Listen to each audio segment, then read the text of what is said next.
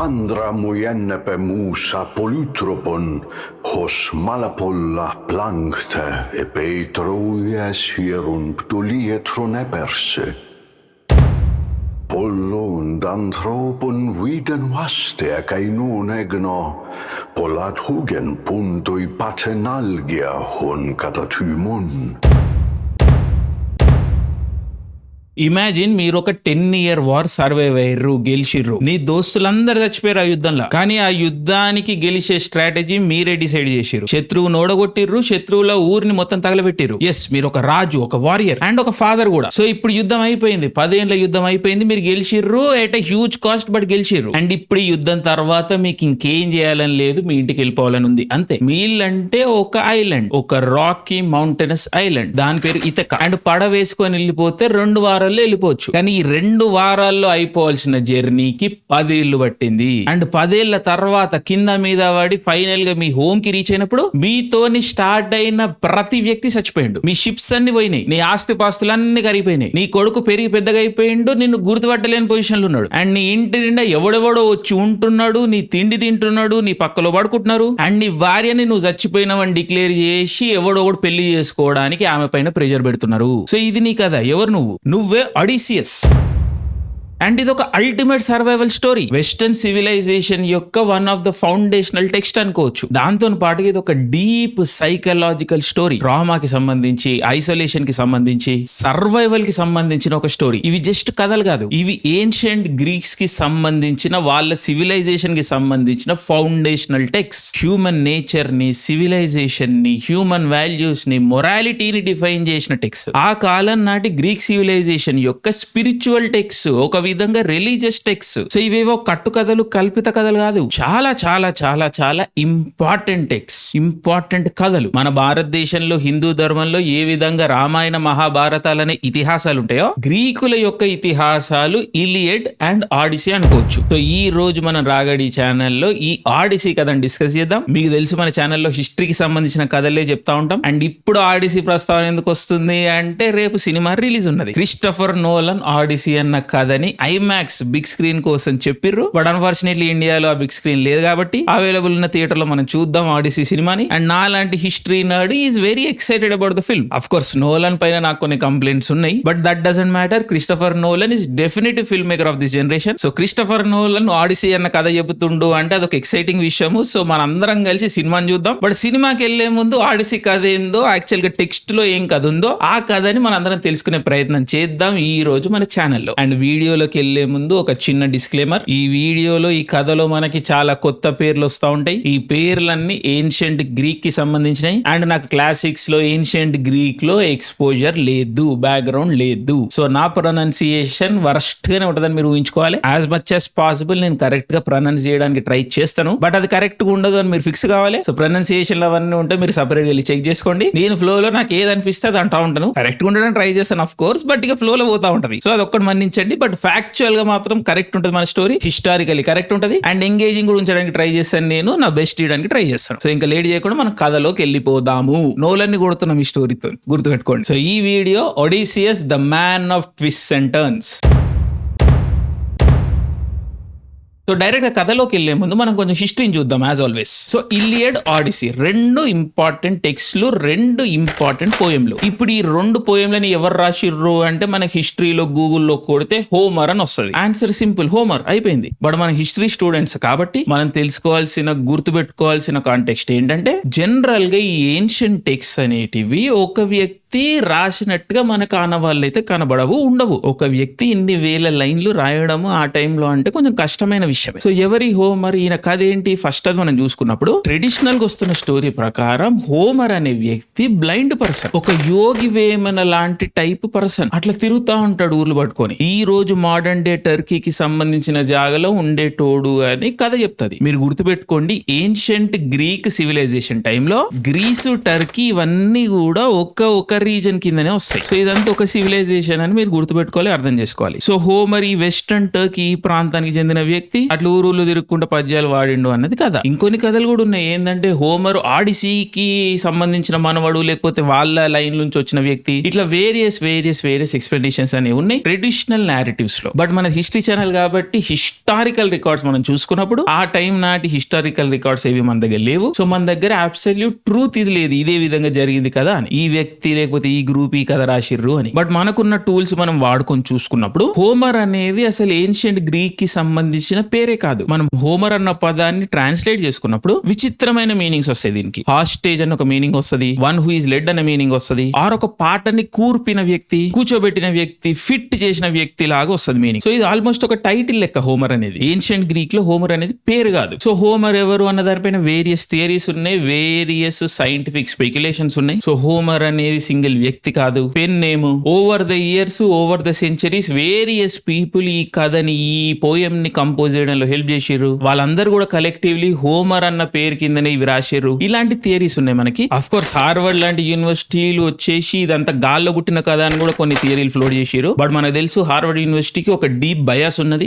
Ancient civilizational text ఏవైతే paganic civilizations ఉన్నాయో, అంటే నాన్ ఎబ్రాహిమిక్ సివిలైజేషన్స్ ఉన్నాయో, like India, ancient Greece, China, ఈ సివిలైజేషన్ ని డిస్క్రెడిట్ చేయడం, ఇవి గాల్లో పుట్టిన సివిలైజేషన్స్ అని చెప్పే ప్రయత్నం హార్వర్డ్ యూనివర్సిటీ చేస్తూ ఉంటారు చాలా స్ట్రాటజిక్ గా. పేరుకి హార్వర్డ్ అనేది ఒక ప్రెస్టీజియస్ యూనివర్సిటీ అయినప్పటికీ కూడా వాళ్ళ cultural studies department, ancient classics డిపార్ట్మెంట్లు హ్యూజ్లీ బయాస్డ్ ఉంటాయి. ఏన్షియంట్ పేగన్ సివిలైజేషన్స్ ని, ఏన్షియంట్ నాన్ ఎబ్రాహిమిక్ సివిలైజేషన్స్ ని వీళ్ళు డిస్మిస్ చేయడానికి చూస్తూ ఉంటారు. మహాభారత ఇతిహాసాలని కూడా వీళ్ళు ఇట్లా కొట్టిపారేస్తూ ఉంటారు. సిమిలర్లీ ఇలియడ్ అండ్ ఆడిసీని కూడా కొట్టిపారేస్తూ ఉంటారు. ఏవో గాల్లో పుట్టిన కథల్లాగా మాట్లాడుతూ ఉంటారు. సో హార్వర్డ్ యూనివర్సిటీని ఈ కాన్సెప్ట్ లో మనం సీరియస్ గా తీసుకోవాల్సిన పని లేదు. This I'm telling as a history student, ఎందుకంటే వాళ్ళ క్లియర్ బయాస్ కనిపిస్తూ ఉంటుంది మనకి. బట్ నందలెస్ హోమర్ కి సంబంధించిన వేరియస్ స్పెక్యులేషన్స్ అయితే ఉన్నాయి మనకి, కొన్ని లెజిటిమేట్ స్పెక్యులేషన్స్ ఉన్నాయి. హోమర్ అనేది ఒక టైటిల్, ఒక collection of people over the centuries ఈ కథల్ని రాసిర్రు, ఈ పోయమ్స్ ని కంపోజ్ చేసిర్రు అన్నది థియరీ. అది ఒక లెవెల్లో లెజిటిమేట్ అనుకోవచ్చు మనం. బట్ ఈ కథలు ఏ టైంలో రాసిర్రు అన్నది మనం చూసుకున్నప్పుడు ఇలియడ్ మరియు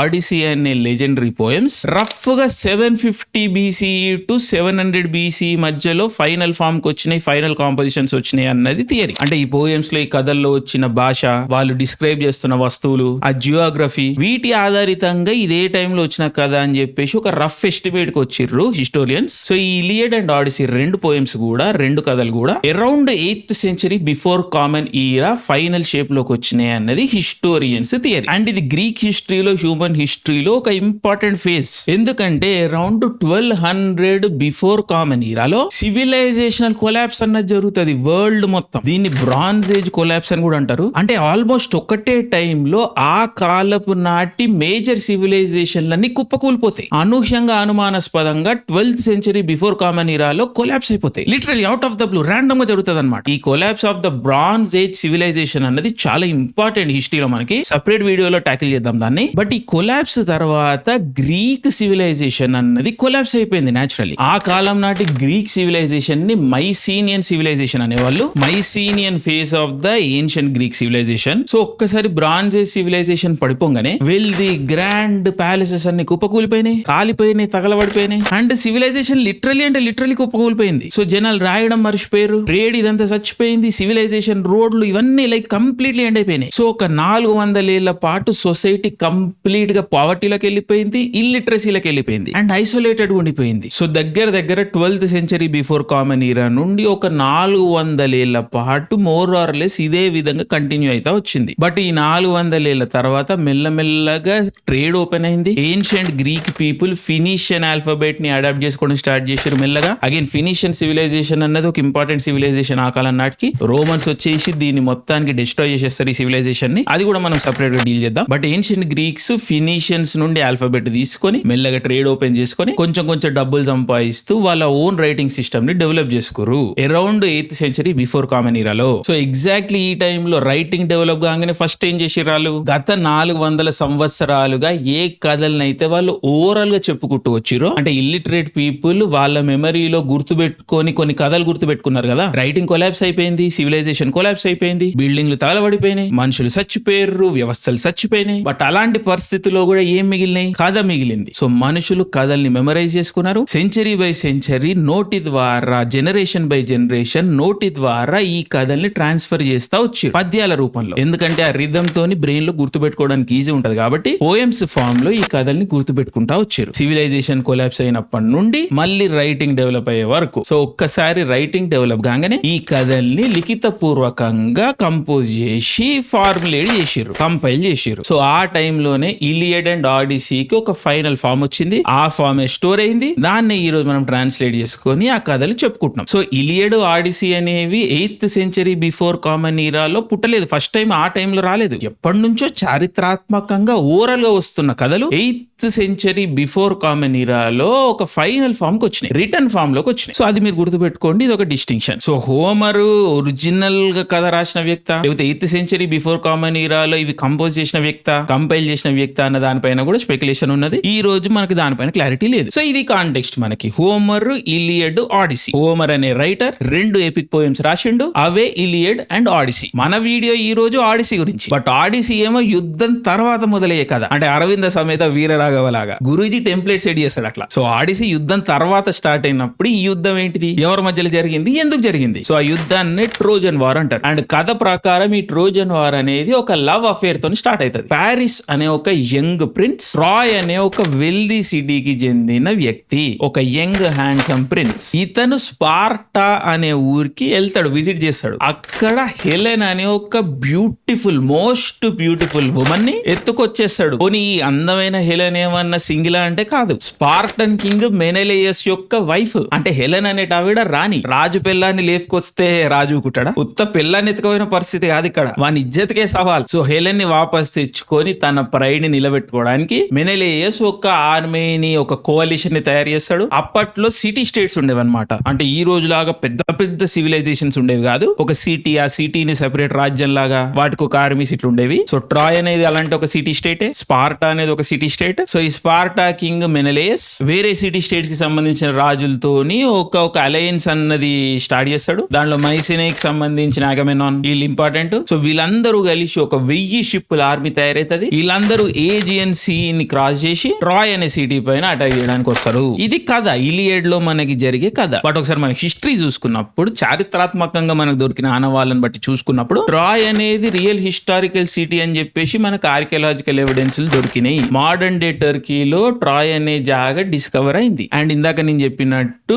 ఈ రీజన్, ఈ టర్కీ కూడా ఒకప్పుడు గ్రీక్ సివిలైజేషన్ కిందకే వస్తుంది. ఆనటోలియా అనే వాళ్ళు ఈ ప్రాంతాన్ని, హిస్టరీ మొత్తం ఆనటోలియానే ఉంటది ఈ రీజన్. ఆటోమన్ ఎంపైర్ తర్వాత ఇది టర్కీ అన్న పేరు పుడుతుంది బేసికలీ. టర్క్స్ నుండి టర్కీ, ఎందుకంటే సెంట్రల్ ఏషియా నుండి వెళ్ళి టర్క్స్ అక్కడ కబ్జా పెట్టారు కాబట్టి లోకల్ ఉన్న గ్రీక్ పీపుల్ ని సబ్జుగేట్ చేసి 400-500 years వాళ్ళని టార్చర్ చేసిర్రు. ఘోరమైన ఇది ఒక సెపరేట్ హిస్టరీ. గ్రీక్ పీపుల్ ఈ రోజుకి చాలా బాధపడతారు. టర్క్స్ వర్సెస్ గ్రీక్ అన్నది ఈ రోజుకి నడిచే స్టోరీ. సో ట్రాయ్ అనేది మనకు దొరికిన ఆనవాళ్ళ ప్రకారం ఒక ఫోర్టిఫైడ్ స్ట్రాంగ్ సిటీ. అండ్ ఇది ఒక స్ట్రాటజికలీ ఇంపార్టెంట్ ప్లేస్ లో ఉంటది. బ్లాక్ సీ లోకి వెళ్లే దారి అనమాట. డార్డనెల్ స్ట్రైట్ అంటారు, నారో స్ట్రైట్, ఒక చోక్ పాయింట్ అనుకోవచ్చు. ఈ రోజు హోర్ముజ్ స్ట్రైట్ లాగా ఆ ఏన్షియంట్ టైం నాటి చోక్ పాయింట్, ఇంపార్టెంట్ జాగా అనుకోవచ్చు. సో ఆ కాలం నాటి ట్రేడ్, యూరోప్ కి ఏషియాకి మధ్యలో ట్రేడ్ అంతా ఈ హార్బర్ లోంచి వెళ్ళాలి. సో నేచురల్లీ ట్రాయ్ కి వీళ్ళందరూ ట్యాక్సులు కట్టుకుంటూ పోవాలి. గ్రెయిన్, గోల్డ్, ప్రెషియస్ మెటల్స్ ఇవన్నీ ఆ జాగా నుంచి వెళ్తాయి కాబట్టి ట్రాయ్ ట్యాక్సులు కట్టించుకునేది. అండ్ తద్వారా రిచ్ అయింది, స్ట్రాంగ్ కూడా అయింది. ఇప్పుడు ఏ విధంగా హోర్ముజ్ స్ట్రైట్ లోంచి షిప్పులు వెళ్ళాలంటే ఇరాన్ పైసలు కట్టాలి, టోల్ కట్టాలంటుందో, రేపొద్దున ఇరాన్ కూడా దీని ద్వారా రిచ్ కావచ్చు. అమెరికా లాంటి సూపర్ పవర్ ఏం బిగుతుందో మరి చూడాలి. బట్ కాంటెక్స్ట్ కోసం చెప్తున్నా. సో ఇంపార్టెంట్ జియోగ్రఫికల్ లొకేషన్ పైన ట్రాయ్ ఉండేది కాబట్టి ట్రాయ్ ఎందుకు వెల్దీ అయిందో మనం అర్థం చేసుకోవచ్చు హిస్టారికలీ. సో ఈ ట్రాయ్ అనేది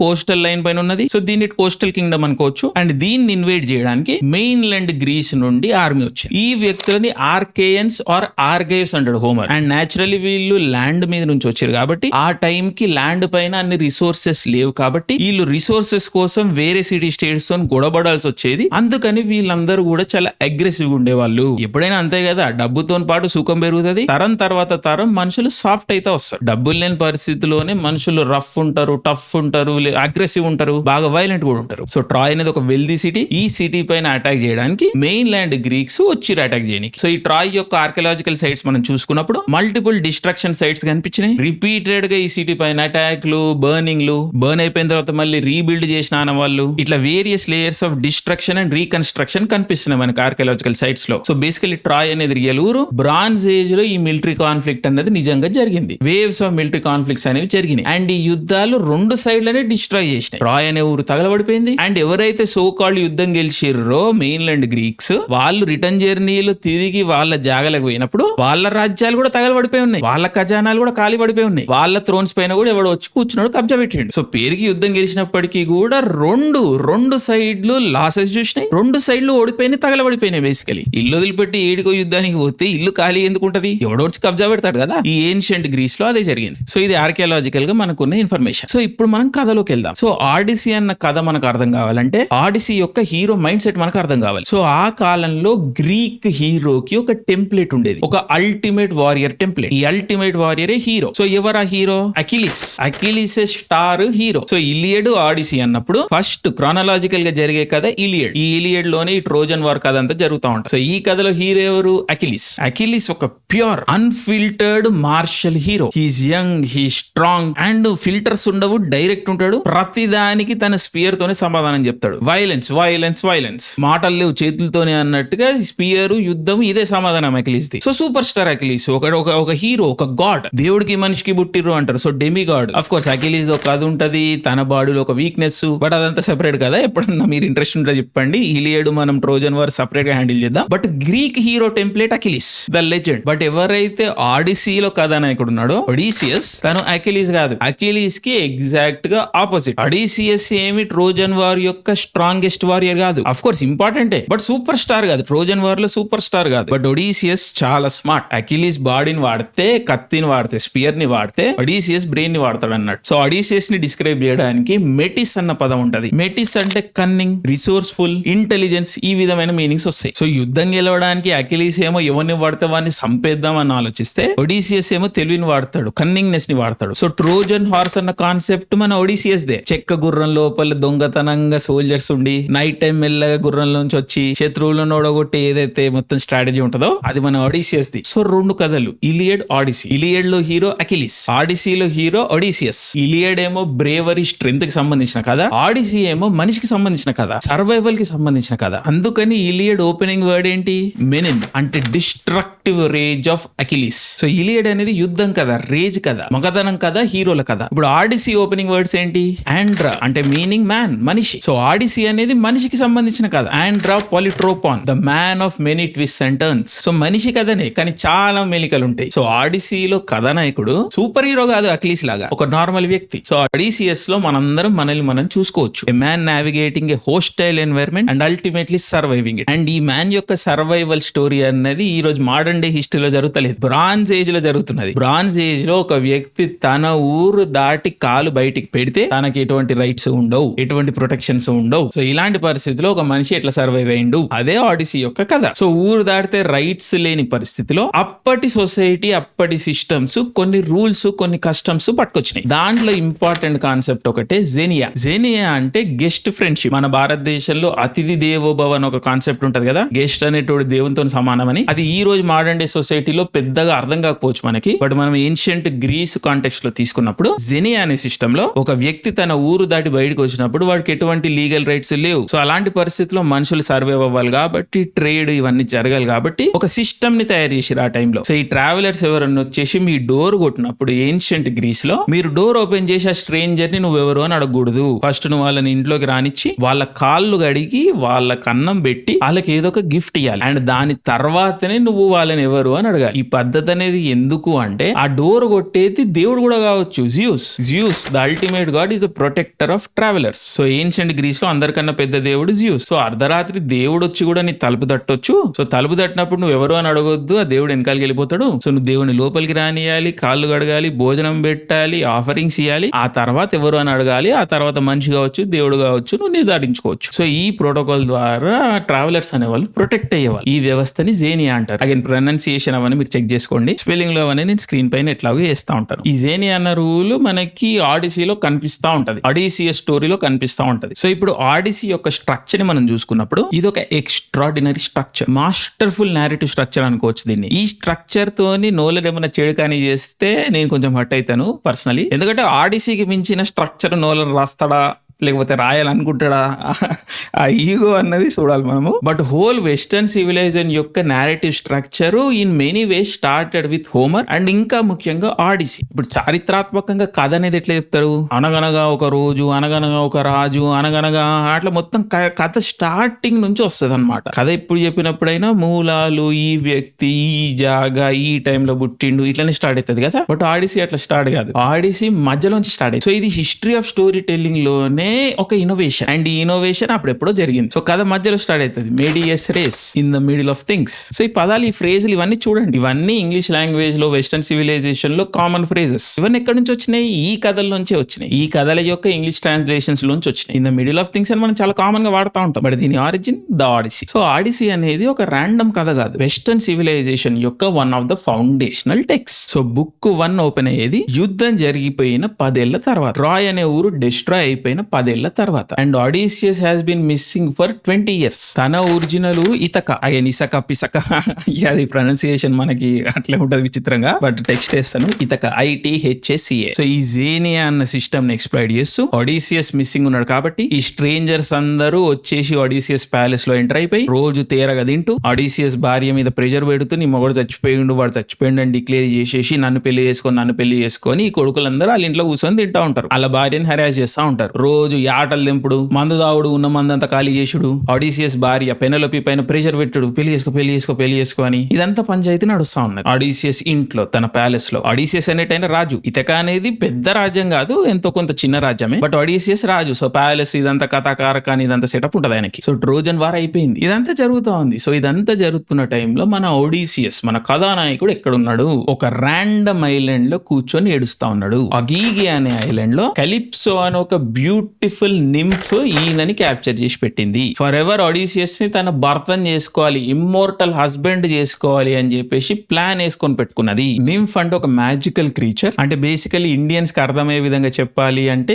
యక్షిని అనుకోండి, యక్షిని టైప్ క్యారెక్టర్. సో కలిప్సో అనే యక్షిని ఆడిసియస్ ని ట్రాప్ చేసి పెడతది, మొగుడిని చేసుకుందాము, ఇమ్మోర్టల్ హస్బెండ్ చేసుకుందాము అని. బట్ ఇది మీకు కాంటెక్స్ట్ కోసం చెప్తున్నాను, కానీ కథ ఇంకా ఆడిసియస్ ఎక్కడ ఉన్నాడో చెప్పదు. కథలోని ఫస్ట్ 4 బుక్స్ అంటే ఫస్ట్ 4 పార్ట్స్ అసలు ఆడిసియస్ గురించే మాట్లాడు, అట్లా ఇంట్రీగ్ లో పెడితే అరే ఎక్కడ ఉన్నాడు అని. ఫస్ట్ 4 బుక్స్ ఆడిసియస్ కొడుకు మీద కాన్సన్ట్రేట్ చేస్తాయి, టెలిమాకస్. అందుకని ఫస్ట్ 4 బుక్స్ ని టెలిమాకాయ్ అంటారు. సో టెలిమాకస్ చిన్నప్పుడు ఏ విధంగా ఆడిసియస్ తనను వదిలిపెట్టి వెళ్ళిపోయింది యుద్ధానికి, తర్వాత టెలిమాకస్ ఏ విధంగా యంగ్ ప్రిన్స్ అయిండు, తన ఇల్లుని ఏ విధంగా బయట వచ్చి కబ్జా పెట్టిర్రు, కానీ తను ఎదుగుతున్నాడు, ఇంకా అంత స్ట్రాంగ్ కాలేదు కాబట్టి ఏ విధంగా తనకి పవర్ లేదు అని ఫీల్ అయితే వచ్చిండు, తన మదర్ పెనలోపిని ఏ విధంగా ప్రొటెక్ట్ చేయలేకపోయిండు అన్న బాధ, అదే విధంగా తన మదర్ ని పెళ్లి చేసుకోవడానికి వచ్చిన వాళ్ళు ఏ విధంగా టెలిమాకస్ ని చంపడానికి చూస్తా వస్తారు. అండ్ ఇది ఒక బ్రిలియంట్ నేరేటివ్ చాయిస్, అండ్ ఆ టైంకి కొత్త ఇన్నోవేషన్ కూడా. ఎందుకంటే కథానాయకుడు ఇంటికి ఎందుకు రావాలి అని మనకు ఒక కాంటెక్స్ట్ కూర్చోబెడతారు స్టార్టింగ్ లోనే. సరే ఆడేవాడు అక్కడ అట్కాయించిండు, 10 ఏళ్ళు తిరుగుతుండు అని కాదు, హీరో అనేటోడు ఇంట్లో లేకపోవడం వల్ల తన ఇంట్లో ఏమేం ప్రాబ్లమ్స్ ఉన్నాయి, ఫ్యామిలీ ఎంత సఫర్ అవుతున్నారు, హీరోని మర్చిపోవడానికి ప్రతి ఒక్క రీజన్ ఉంది తన ఫ్యామిలీకి. బట్ అయినా కూడా హస్బెండ్ కోసం, ఫాదర్ కోసం తన ఫ్యామిలీ ఏ విధంగా వెయిట్ చేస్తున్నది, ఏ విధంగా ఫైట్ చేస్తున్నారు, వాళ్ళు ఏ విధంగా స్ట్రగుల్ అవుతున్నారు, ఎంత అంతర్మదనానికి లోనవుతున్నారు, ఎంత క్షోభకు లోనవుతున్నారు, ఈ విషయాలు, ఈ కాంటెక్స్ట్ మొత్తం మనకి ఓపెనింగ్ లోనే సెట్ చేస్తారనమాట. సో ఈ కాంటెక్స్ట్ వల్ల మనము కథలో ఇమోషనలీ ఇన్వెస్టెడ్ ఉంటాము.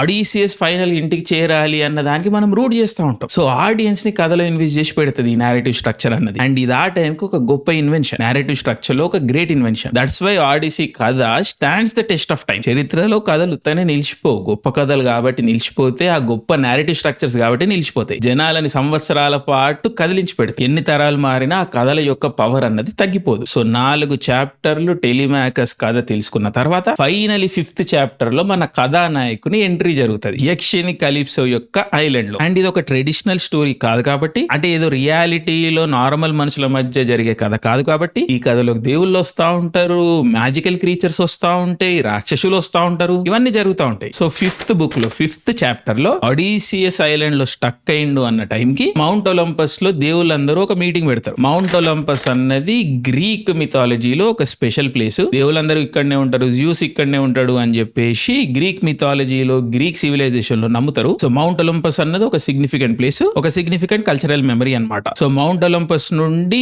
దేవుళ్ళ యొక్క రాజు అయిన జ్యూస్, అంటే జ్యూస్ కి ఈక్వివలెంట్ మన సివిలైజేషన్ లో ధార్మిక కల్చర్ లో ఇంద్ర అనుకోవచ్చు, ఇంద్రదేవుడు. దేవేంద్రుడు అంటారు కదా దేవుళ్ళకి రాజు. సో ఇంద్రుడికి ఈక్వివలెంట్ ఫిగర్ అయిన జ్యూస్ హెర్మీస్ అనే ఒక మెసెంజర్ ని పంపిస్తాడు. ఏ యక్షిని అయితే ఆడిసియస్ ని క్యాప్చర్ చేసి పెట్టిందో ఆ యక్షిని కలిప్సోకి మెసేజ్ పంపిస్తాడు హెర్మీస్ ద్వారా, ఆడిసియస్ ని వదిలేయి అని చెప్పేసి. అప్పుడు యక్షిని కలిప్సో వచ్చేసి ఆడిసియస్ కి ఒక చాయిస్ ఇస్తుంది, నువ్వు నాతో నుండిపోతే నువ్వు అమరుడు అయిపోతావు, సావు అనేది ఉండదు నీకు, ఒక ఇటర్నల్ లైఫ్ బతుకుతావు, ఎటువంటి కష్టాలు లేకుండా, ఎటువంటి బాధలు లేకుండా, ఎటువంటి పెయిన్ అనేది లేకుండా సుఖంగా ప్లెజర్ లోనే ఉంటావు, అంటే బేసికలీ స్వర్గంలో ఉంటావు నువ్వు. సో నా దగ్గరనే ఉండిపో, నీకు ఎటువంటి కష్టాలు రావు అని చెప్పేసి యక్షిని కలిప్సో మన కథానాయకునికి ఒక చాయిస్ ఇస్తుంది. కానీ మనిషి కాబట్టి, మనిషి తత్వంలో, మనిషి గుణంలో, మనిషి పుట్టుకలోనే ఈ కష్టాలు కన్నీళ్లు ఉన్నాయి కాబట్టి, దానితోని పాటుగా ఆనందాలు సుఖాలు ఉన్నాయి కాబట్టి, అవన్నీ కూడా మనిషికి తన ఫ్యామిలీ నుండి, తన భావోద్వేగాల నుండి వస్తాయి కాబట్టి, a man has to choose the life of a man. Painless బతకనికి మనిషిలా పుట్టడం దేనికి?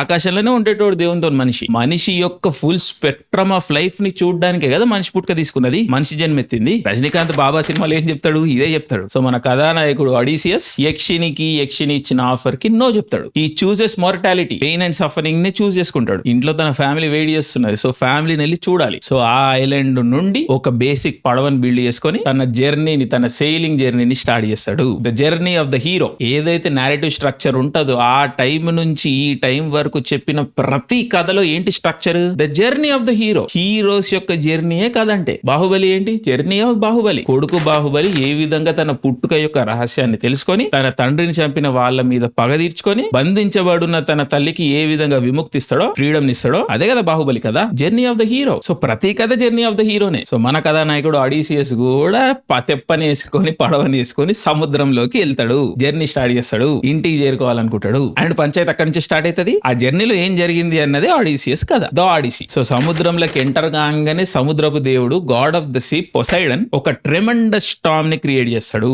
ఎందుకంటే పొసైడన్ కి ఆడిసియస్ కి పాత పగలు ఉంటాయి. సో ఆ పగలను మనసులో పెట్టుకొని ఆడిసియస్ మీద ఒక స్టార్మ్ వదులుతాడు. అండ్ నేచురల్లీ చిన్న పడవ షేక్ అయిపోతుంది. ఇక సగం మునిగి దెబ్బలు తగిలించుకొని పాపం ఆడిసియస్ స్కేరియా అనే జాగాలో కొట్టుకొని వస్తాడు. ఈ స్కేరియా అనే జాగా ఫినీషియన్స్ కి సంబంధించిన జాగా. ఫినీషియన్స్ అంటే నేను చెప్పినా కదా, వాళ్ళు ఒక సెపరేట్ సివిలైజేషన్. వాళ్ళ ఆల్ఫాబెట్ ని తీసుకొని గ్రీక్స్ వాళ్ళ రైటింగ్ సిస్టమ్ ని డెవలప్ చేసుకోరు. సో ఫినీషియన్స్ అనే వాళ్ళు ఆ టైం యొక్క one of the most important civilization. వీళ్ళకి రోమన్స్ కి పెద్ద పెద్ద యుద్ధాలు జరిగేవి. ఫైనల్ గా రోమన్స్ గెలుస్తారు, ఫినీషియన్ సివిలైజేషన్ ని కంప్లీట్ గా తగలబెట్టేస్తారు అనమాట. ఇది ఒక ఇంపార్టెంట్ చాప్టర్ హిస్టరీలో, మనం ఎప్పుడైనా సెపరేట్ గా డీల్ చేద్దాం. బట్ మన ఆడిసియస్ ఫినీషియన్ ల్యాండ్ లో కొట్టుకొస్తాడు. సో ఈ కొట్టుకొచ్చిన ఆడిసియస్ ని ఫినీషియన్స్ సేవ్ చేస్తారు. అండ్ వీళ్ళు సివిలైజ్డ్ పీపుల్ కాబట్టి, వీళ్ళు ఒక రూల్, ఒక ఆర్డర్ లో బతుకుతారు కాబట్టి, వీళ్ళు జేనియా వ్యవస్థని ఫుల్లీ పాటిస్తారు. సో జేనియా సిస్టమ్ ప్రకారం ఆడిసియస్ ఫినీషియన్స్ యొక్క గెస్ట్ కాబట్టి, వాళ్ళు ఆడిసియస్ ని తీసుకుంటారు, తనకి ట్రీట్మెంట్ ఇస్తారు, బట్టలేస్తారు, తిండి పెడతారు, అండ్ ఒక పండగ వాతావరణం క్రియేట్ చేస్తారు, తనని సేఫ్ అండ్ కంఫర్టబుల్ ఫీల్ చేపిస్తారు. సో ఒక సంబరం అయితే ఉంటది అక్కడ. సో ఈ సంబరంలో, ఈ ఫీస్ట్ లో ఒక బ్లైండ్ బార్డ్, అంటే బ్లైండ్ సింగర్ వచ్చేసి ట్రోజన్ వార్ కి సంబంధించిన ఒక పాట పాడుతూ ఉంటాడు. అంటే ఈ బ్లైండ్ బార్డ్ ని మనం హోమర్ కి సింబల్ అనుకోవచ్చు. అంటే మీరు ఎప్పుడన్నా చరిత్రలో ఏన్షియంట్ కథలు చూసుకున్నప్పుడు ఆ కథలన్నిట్లో రైటరు కనిపిస్తా ఉంటాడు. సో ఇక్కడ కూడా షౌట్ అవుట్ టు హోమర్ అన్నమాట. సో ఈ బ్లైండ్ సింగర్ వచ్చేసి ట్రోజన్ వార్ కి సంబంధించిన పాట పాడుతున్నప్పుడు ఈ చనిపోయిన ఫైటర్లందరి పేర్లు చెప్తా ఉంటాడు. అండ్ చనిపోయిన వాళ్ళందరూ ఎవరు? ఆడిసియస్ యొక్క friends, comrades, brothers in war. So కోల్పోయిన తన ఫ్రెండ్స్ అందరి పేర్లు విని ఆడిసియస్ కన్నీళ్లు మున్నీళ్ళు అవుతాడు, ఏడుస్తా ఉంటాడు, బాధపడతాడు. సో ఆ కన్నీరు మున్నీరైతున్న తరుణంలో నిలబడి తను ఒక అనౌన్స్మెంట్ ఇస్తాడు, తనని తాను ఇంట్రడ్యూస్ చేసుకుంటాడు. I am Odysseus, son of Laertes, known to the world for every kind of craft అని డిక్లేర్ చేస్తాడు. సో ఆడిసియస్ తనని తాను ఫస్ట్ టైం ఆడిసియస్ అని ఇంట్రడ్యూస్ చేసుకునే సందర్భం ఇక్కడనే కనిపిస్తుంది. బుక్ 9 లో వస్తుంది ఫస్ట్ టైం ఆడిసియస్ తన పేరు తను చెప్పుకోవడం. సో చూడండి కథ పోయం ఎంత బ్యూటిఫుల్ గా ట్రాన్స్ఫర్స్ అవుతుంది. హీరో తన పేరు తను చెప్పుకోకుండా కథ నడుస్తూ ఉంటది. 9 చాప్టర్ల తర్వాత హీరో తన పేరు తను చెప్పుకుంటాడు. అండ్ ఈ పాయింట్ నుండి తన ఫ్లాష్ బ్యాక్ స్టార్ట్ అవుతుంది. ఇప్పుడు ఫస్ట్ పర్సన్ లో కథ 9 ఏళ్ళు బ్యాక్ వెళ్ళి, ఈ గత 9 ఏళ్లలో తను ఏం చేసిండు, ఏం కష్టాలలో పోయిండు అని చెప్పేసి, ఈ 9 ఏళ్లలో తను ఏం చేసిండు, ఎటువంటి కష్టాలు పడ్డాడు అని చెప్పేసి ఆడిసియస్ ఫస్ట్ పర్సన్ లో మొత్తం చెప్తాడు. సో కథ first time first person narrative లోకి షిఫ్ట్ అవుతుంది. ఈ ఫస్ట్ పర్సన్ నారేటివ్ లోకి షిఫ్ట్ అవ్వడం అన్నది ఒక ఇంట్రెస్టింగ్ చాయిస్ అన్నమాట. ఎందుకంటే ఆడిసియస్ ఒక స్ట్రేంజ్ ల్యాండ్ లో ఉన్నాడు. వాళ్ళేదో గెస్ట్ వచ్చిండు, జేనియా వ్యవస్థ ప్రకారం తనకి గౌరవం ఇయ్యాలి కాబట్టి ఫుడ్ పెట్టిర్రు, మంచిగా చూసుకుంటారు. కానీ వాళ్ళు ఆడిసియస్ కి హెల్ప్ చేస్తారా చెయ్యరా అన్నది తెలియదు. ఫినీషియన్స్ హెల్ప్ చేస్తేనే ఆడిసియస్ మళ్ళీ ఇంటికి వెళ్తాడు. సో ఇక్కడ ఆడిసియస్ కి ఒక ఇన్హెరెంట్ గా మోటివ్ ఉన్నది, ఏదో ఒకటి చేసి వీళ్ళ హెల్ప్ తీసుకొని ఇంటికి పోవాలా అని. అండ్ గత 9 ఏళ్లలో ఏం జరిగిందో ఆడిసియస్ కి తప్ప ఇంకెవ్వరికి తెలియదు. ఇప్పుడు ఆడిసియస్ ఏ కథ చెప్తే అదే కథ. సో ఇప్పుడు రాజు ముందు కూర్చున్నాడు, రాజు కథ వినడానికి రెడీ ఉన్నాడు. సో ఏదో ఒకటి చేసి ఫినీషియన్స్ రాజును ఒప్పించేసి ఇంప్రెస్ చేసేసి అక్కడ క్రెడిట్ కొట్టేయాలి. సో ఒడిసియస్ ఒక్కసారి అందుకుంటాడు. మాన్స్టర్స్, మ్యాజిక్స్, వింత జీవులు, వింత పక్షులు, స్పెక్టాక్యులర్ ఫ్యాంటసీ ఎలిమెంట్స్, అప్పటి పాప్ కల్చర్ కి సంబంధించిన కొన్ని ఎలిమెంట్స్ ఇవన్నీ కలిపి మిక్స్ కొట్టి ఆడిసియస్ ఒక కథ చెప్తాడు. బ్లాక్ బస్టర్ కథ చెప్తాడు. ద యూజువల్ సస్పెక్ట్స్ అనే మూవీలో కైజర్ సోజే లాగా అక్కడక్కడ ఉన్న ఎలిమెంట్స్ అని కలిపి కథ చెప్పుడు. అందుకని ఆడిసియస్ ని అన్రిలయబుల్ నరేటర్ అంటారు. అంటే ఫస్ట్ పర్సన్ లో కథ చెప్తుండు. అక్కడ ఏం జరిగిందో నీకు నాకు తెలిసే అవకాశం లేదు. సో ఆడిసియస్ చెప్పిందే కథ. సో ఆడిసియస్ మనకి కరెక్ట్ చెప్తుండా రాంగ్ చెప్తుండా మనకు తెలియదు. అండ్ తనకు ఒక మోటివ్ ఉన్నది, ఇన్హరెంట్ మోటివ్ ఉన్నది. అండ్ ఓపెనింగ్ లోనే man of many twist and turns అని చెప్పారు మనకి. అండ్ ఆడిసియస్ అనే వ్యక్తి కన్నింగ్ వ్యక్తి, రిలయబుల్ లయరు, లెజెండరీ లయరు, అబద్ధాలు చెప్తాడు అని అందరికీ తెలుసు. సో వెల్దీ స్ట్రేంజర్స్ కి ఏదో ఒకటి చెప్పేసి అక్కడ నెగ్గిపోవాలి, కథ కంచికి తన ఇంటికి చేరిపోవాలి. సో ఇంకా వదులుడు స్టార్ట్ చేస్తాడు కథని. ఫస్ట్ ఒక కథతో ఓపెన్ చేస్తాడు, ల్యాండ్ ఆఫ్ లోటస్ ఈటర్స్. ఇక్కడ తన మనుషులు జర్నీ స్టార్ట్ చేశారు కదా రాయ్ నుండి మళ్ళీ తన ఇంటికి. సో దారిలో ఒక జాగలు ఆగుతారు. అక్కడ తన మనుషులు ఒక ప్లాంట్ తింటారు, స్వీట్ ప్లాంట్. ఆ ప్లాంట్ తినంగానే తన మనుషులందరూ వాళ్ళ ఇళ్ళని మర్చిపోతారు, వాళ్ళ బాధ్యతలను మర్చిపోతారు, వాళ్ళ ఐడెంటిటీస్ మర్చిపోతారు, వాళ్ళు ఎవరో వాళ్ళే మర్చిపోతారు. అండ్ అక్కడనే ఉండిపోయి ఆ మత్తులో తూగాలి అని చెప్పేసి ఫిక్స్ అయిపోతారు. బేసికల్ ఏదో డ్రగ్ అడిక్ట్స్ అయిపోతారు, వాళ్ళు వ్యసన పరులు అయిపోతారు. సో అట్లా వ్యసన పరులు అయిపోయిన తన మనుషులన్నీ ఆడిసియస్ ఏడుస్తూ కోడుతూ గుంజుకొచ్చి షిప్పులో తీసుకొచ్చి బెంచ్లకు కట్టేస్తాడు. దాని తర్వాత నెక్స్ట్ చాప్టర్ ఓపెన్ చేస్తాడు ఆడిసియస్. ఈ చాప్టర్ పేరు మెటిస్, ద సైక్లాప్స్ పాలిఫిమస్. సైక్లోప్స్ అనే వాళ్ళు ఒక టైప్ ఆఫ్ మిథికల్ క్రీచర్స్, ఒంటి కన్ను రాక్షసుల్లాగా ఇట్లా రౌండ్ అయి ఉంటది ఒకటి. సో హోమర్ మనకి మాట్లాడే సైక్లాప్స్ అందరూ ఒంటి కన్ను రాక్షసులు, ఒకటి కన్ను ఉంటది మధ్యలో ఇట్లా సెంటర్ లో రౌండ్ గా. అండ్ ఈ కథలో వచ్చే సైక్లాప్ పేరు పాలిఫిమస్. అండ్ ఈ పాలిఫిమస్ పొసైడన్ యొక్క కొడుకు. ఎవరైతే సముద్రపు రాజు ఉన్నాడో పొసైడన్, స్టార్టింగ్ లో స్టార్మ్ క్రియేట్ చేస్తాడు కదా, సో ఆ పొసైడన్ కొడుకే పాలిఫిమస్. సో ఆడిసియస్ తన మనుషులు జర్నీలో ఒక కేవ్ దగ్గరకు వస్తారు, ఒక జాయింట్ కేవ్. ఆ కేవ్ దాటి పోవాలి వీళ్ళు. బట్ పాలిఫిమస్ అనేటోడు రాక్షసుడు, తనకి జేనియా కాన్సెప్ట్ లేదు, సో అతిథి మర్యాద అన్న కాన్సెప్ట్ లేదు. సో ఆడిసియస్ తన మనుషులు రాగానే కేవ్ ని బంద్ చేస్తాడు. ఆడిసియస్ మనుషుల్ని నేలకేసి కొట్టేస్తాడు, ఇద్దరిని వాళ్ళ తలకాయలు వగలగొట్టి తినేస్తాడు. సో ఆడిసియస్ మనుషులు ట్రాప్ అయిపోయారు రాయన్కాల గుహలో రాయన్కాల వీళ్ళు ట్రాప్ అయిపోయారు. అండ్ ఆడిసియస్ ఏమో ఈ రాక్షసుడు పనుకున్నప్పుడు వెళ్ళి చంపుదామా అంటే అట్లా కూడా చేయలేడు. ఎందుకంటే పండుకున్నప్పుడు చంపితే రూల్ ప్రకారం ఆడిసియస్ అండ్ తన మనుషులు ఆ కేవ్ లోనే ఫర్ ఎవర్ ట్రాప్ అయిపోతారు అనమాట. ఆ రాక్షసునికి ఉన్న పవర్ అది. సో ఇక్కడనే ఆడిసియస్ తెలివి వాడతాడు, స్కీము స్కెచ్ చేస్తాడు. మెల్లగా రాక్షసునికి మందు పోయడం స్టార్ట్ చేస్తాడు, రాక్షసుడిని మత్తులోకి తీసుకెళ్తాడు. సో అక్కడ రాక్షసుడు కూడా మత్తులో తూలుతూ ఆడిసియస్ ని నీ పేరేంది అని అడుగుతాడు. అప్పుడు ఆడిసియస్ తెలివి వాడుతూ మై నేమ్ ఇస్ ఔటిస్ అంటాడు. ఏన్షియంట్ గ్రీక్ లో ఔటిస్ అంటే నోబడి. ఇది ఒక ఫేమస్ సేయింగ్ అనమాట. ఆడిసీలో one of the most popular lines, what is your name అంటే నోబడి. సో ఒక్కసారి రాక్షసుడు అనేవాడు తాగి పడిపోగానే ఆడిసియస్ అండ్ తన మనుషులు పక్కనే ఒక చెక్క ముక్కను తీసుకొని దానికి మంట పెట్టి ఒంటి కన్ను రాక్షసుడి కండ్లోకి దింపుతారు. సో కన్ను పోగొట్టుకున్న రాక్షసుడు లేచి అరుస్తా ఉంటాడు. సో ఇతని అరుపులకి చుట్టుపక్కల ఉన్న ఇంకా వేరే రాక్షసులు కూడా ఉంటారు, వాళ్ళందరూ కూడా వస్తారు, ఏమైంది అని వచ్చారు. సార్ పాలిఫిమస్ నిన్ను ఎవరు హర్ట్ చేస్తారు నిన్ను అని. అప్పుడు పాలిఫిమస్ లోపల నుంచి అరుస్తాడు, nobody is killing me by fraud or by force అని. రాక్షసుని ప్రకారం ఆడిసియస్ వాడిని చంపనీకి చూస్తున్నాడు, కానీ ఆడిసియస్ పేరేమో నోబడి కదా. సో నన్ను ఎవరు చంపుతలేరని బయట వాళ్ళకి అర్థమవుతుంది. రాక్షసుడేమో నోబడి చంపడానికి చూస్తున్నాడు అని క్లియర్ గా చెప్తున్నాడు. బయట వాళ్ళకేమో నోబడి అంటే నోబడి అనుకుంటారు వాళ్ళు. సో ఇడు తాయి వాగుతుండో మీ అయ్యకు మొక్కుకోరా అని చెప్పేసి వెళ్ళిపోతారు వాళ్ళు. అయ్య దేవుడు కదా పొసైడన్, సో నీ అయ్యకు మొక్కుకు కాపాడుతాడు అని చెప్పేసి వెళ్ళిపోతారు వాళ్ళు. సో ఇట్లా చేసి ఏదో విధంగా నైట్ అనేది గడిచిపోతుంది. అండ్ పొద్దునైంది. ఈ ఒంటికన్ను రాక్షసులు వీళ్ళందరూ షెపర్డ్స్ అన్నమాట. జైంట్ గొర్రెలని, జైంట్ ర్యామ్స్ ని వీళ్ళు పెంచుతా ఉంటారు. సో పొద్దునైంది కాబట్టి గొర్రెలు ఉన్నాయి కదా, గొర్రెలను అయితే తీసుకోవాలి కదా, వాటికైతే గడ్డేయాలి, బయటికి తీసుకోవాలి కదా. సో తన గొర్రెల్ని బయటికి తీసుకుపోవాలి అని ఒంటికన్ను రాక్షసుడు లేస్తాడు. కానీ ఒడిసియస్ తెలివిగా చాకచక్యంగా ఏం చేస్తాడు, తనని తన మనుషుల్ని ఈ గొర్రెల కడుపులకు కట్టేస్తాడు. ఒంటికన్ను రాక్షసుడు ఆఖరికి వచ్చి చెక్ చేస్తాడు ఎవరన్నా ఉన్నారా ఏంది అని చెప్పేసి, గొర్రెలను తడిమి చూస్తాడు. కానీ వీళ్ళు కింద కడుపు కట్టుకొని ఉంటారు కాబట్టి రాక్షసుడు ఇట్లా తట్టినా గానీ తగలరు. సో గొర్రెలతో పాటుగా బయటకు వదిలినప్పుడు ఆడిసియస్ మనుషులు కూడా పారిపోతారు ఆ కేవ్ నుండి. సో ఈ విధంగా ఒంటికన్ను రాక్షసుని చంపకుండా ఆ కేవ్ లోనే ఫర్ ఎవర్ ట్రాప్ అయిపోకుండా చాకచక్యంగా కన్నింగా తెలివి వాడి ఆడిసియస్ అండ్ మనుషులు ఆ కేవ్ నుండి ఎస్కేప్ అవుతారు. సో ఈ విధంగా ఎస్కేప్ అయిపోయి పడవలకెక్కి వెళ్ళిపోతున్నప్పుడు ఒంటికన్ను రాక్షసుడు పాలిఫిమస్ రియలైజ్ అవుతాడు, అరే వీళ్ళు పారిపోతుర్రా అని చెప్పేసి. సో వీళ్ళు సముద్రంలో పోగానే పెద్ద పెద్ద రాళ్ళు ఇసరడం స్టార్ట్ చేస్తాడు వీళ్ళని వీళ్ళని సింక్ చేయడానికి. బట్ ఇక గెలిచిన అన్న దర్పం ఉంటది కదా, గర్వం ఉంటది కదా. ఒడిసియస్ ఏమి హంబుల్ వ్యక్తి కాదు, కొంచెం ఏతులు ఉంటాయి ఆ టైంకి. సో ఏతులకు పోయి ఒంటికన్ను రాక్షసుతో అంటాడు, అరే ఒంటికన్ను రాక్షసుడా నిన్ను గుడ్డోడు ఎవడు చేసిండని ఎవడని అడిగితే నా పేరు చెప్పు, నా పేరు ఒడిసియస్ అని చెప్తాడు. సో పొగరు అనేది ఉంటది, ఏతులు అనేవి ఉంటాయి. సో ఇప్పుడు పాలిఫేమస్ కి నోబడి అని కాకుండా ఒక ప్రాపర్ పేరు దొరికింది. అగైన్ ఇది ఒక పెద్ద తప్పు. సో ఒక్కసారి పేరు తెలవంగానే ఒంటికన్ను రాక్షసుడు పాలిఫేమస్ చేతులు పైనకి పెట్టి ప్రే చేశాడు తన ఫాదర్ కి. Poseidon the god of see